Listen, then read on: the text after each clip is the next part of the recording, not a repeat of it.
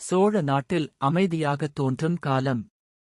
ஆனால் அரண்மனைக்குள் அரசியல் சூழ்ச்சிகள் மெதுவாக உருவாகிக் கொண்டிருந்தன. வீரமும் புத்திசாலித்தனமும் கொண்ட இளைஞன் வந்தியத்தேவன் இளவரசர் ஆதித்த கரிகாலன் அனுப்பிய முக்கிய செய்தியுடன் தஞ்சை நோக்கி பயணம் தொடங்குகிறான்.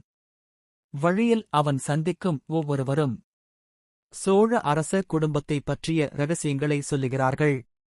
யார் நண்பன், யார் பகைவன் என்று வந்தியத்தேவனுக்கே புரியாத நிலை.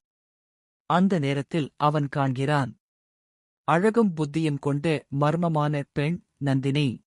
அவளின் ஒரு பார்வையே அரண்மனை அரசியலை அசைத்துப் போடும் சக்தி கொண்டது. தஞ்சை அரண்மனையில் முதிய அரசர் சுந்தர சோழர் நோயால் வாடுகிறார். அடுத்த அரசர் யார் என்ற கேள்வி நாட்டையே கலங்கச் செய்கிறது.